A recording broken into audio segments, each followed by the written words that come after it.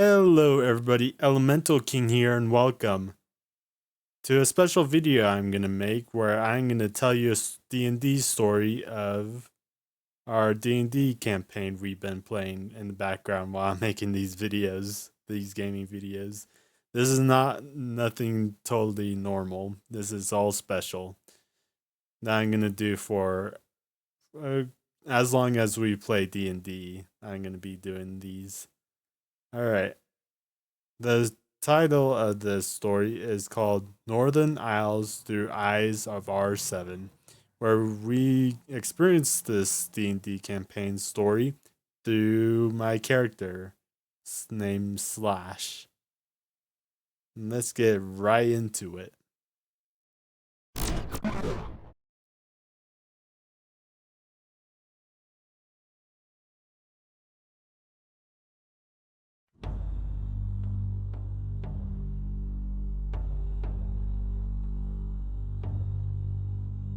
The Northern Isles, a new world full of riches and dangers. The boat rocks back and forth as the dock is coming into view.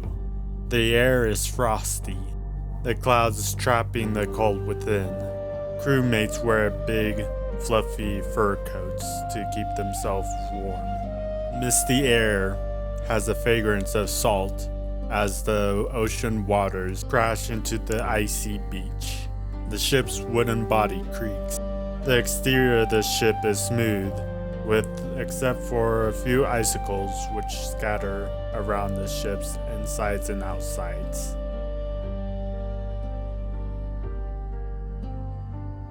After many days, you think aloud, the ship has finally come to the end of its voyage. But this is only the beginning of our story. As the ship finally comes to a halt at the loading dock, the captain's cries of "Land ho!" is heard over the hawking of the birds in the sky. A boarded walkway comes crashing down. The crowd watches as two of our main heroes come walking across. The first figure was a short little gnome. Even by the standards of the gnomes, he was shorter than his kind. He wore fine clothing and a robe and a little pointed hat. As far as you know, he could have been a musician, but no, this was a fine wizard. People looked down, not out of disgrace, but of the shortness of his height as he walks through the crowd. Now, unlike the first figure, the second figure to appear was very big and large in stature.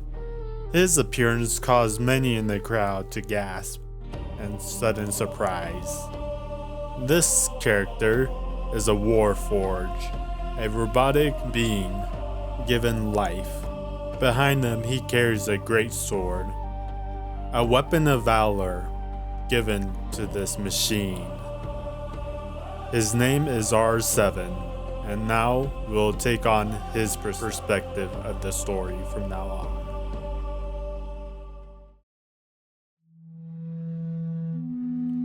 You notice before the short man before you is the crowds that stares.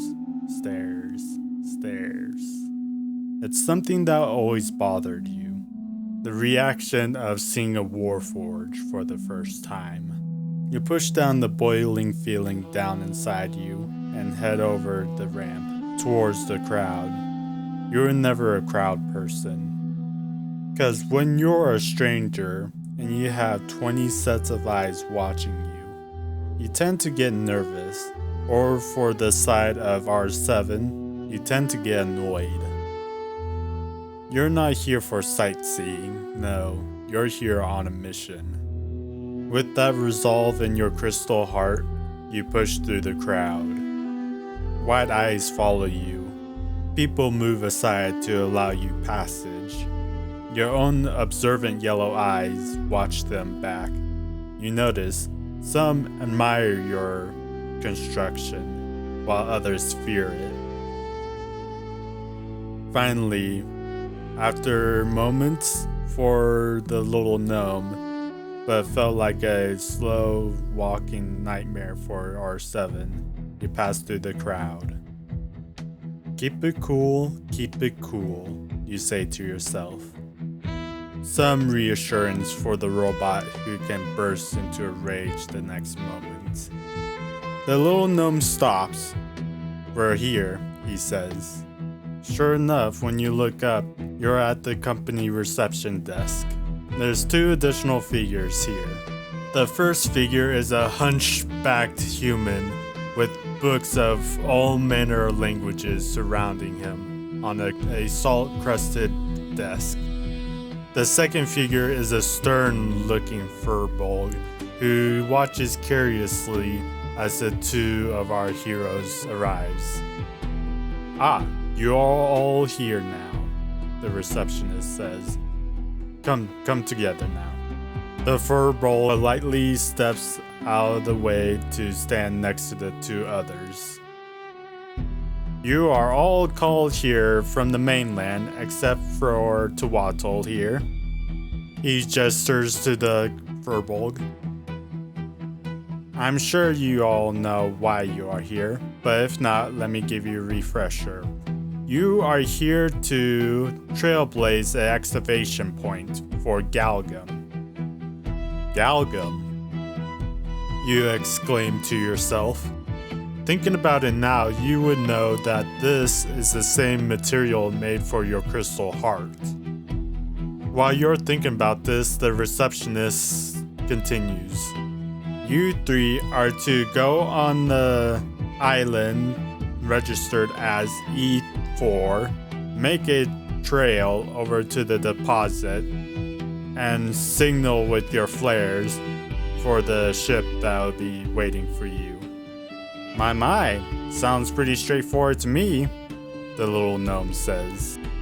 Tuatl nods with a gesture of approval.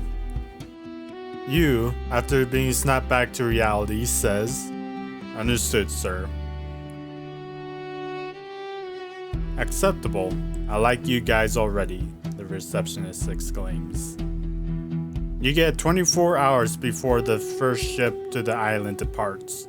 Go ahead and get yourself prepared. And with that, the 3 of you depart as a group.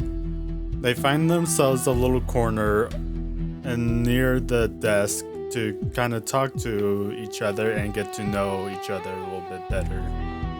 I'm Tuatl, the big Goliath says. I'll be your guide through these foreign lands, for they are my home, he says as he poses with his 2 long swords in hand. Ah, so you're a Pathian, the little gnome says to Tuatl. Also, my name is Big John. Tuatl scoffs a little bit. Big John? More like little man. So, I am Pathian only by way of adoption. There's a noticeable kink in the little gnome's eyebrows. As you would witness the little gnome's eyes, his eyes turns red as he propels a burning hands attack and singes the chest hairs off of Tuatl. Ugh! Tuatl exclaims as he quickly brushes off his singed hairs. Call me tiny again and you'll see worse, Big John warns Tuatl. You think to yourself, man, what an amazing group we're quarreling already. You tell the group, my name is R-7. There's a gaze of cultural difference as these 2 look in confusion at this warforge. But you may call me Slash. You correct yourself. And with that, our 3 heroes of this story set off to go shopping for resupplies for their adventure.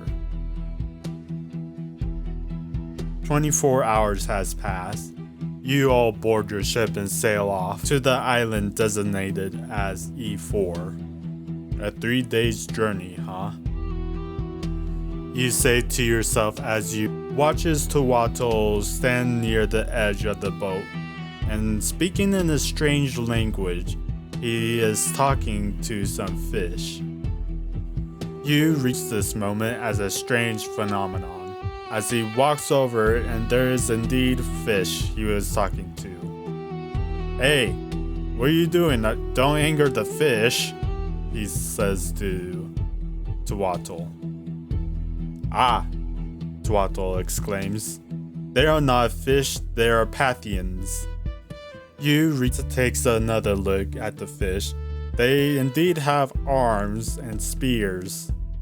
One of them gestures to Tuatl in their language, happily nodding his head with spear armed. I don't know, they look pretty angry to me, Rita says before backing off and lets the crazy man with the fish do his thing. Not long after, you approach the chef of the ship and ask if there's any food taken from the island that he can sample. What? No. The chef kind of looks weirdly at the robot asking for food samples and scurries off carrying a box of food with them over to the kitchen. This is the only moment of the day where you all countered anything. Between the chef looking at the funny little robot wanting food, to the Tuatl talking to fish people, with the Big John doing his research in his cabin. This is the end of our 3 days journey to the island. That'll be it for today. If you guys enjoyed the video and if you want to see more in the future, you know what to do. Hit the subscribe button and like and hit the notification so when more of these come up, you guys are always up to date. And I'll see you in the next video. Bye bye.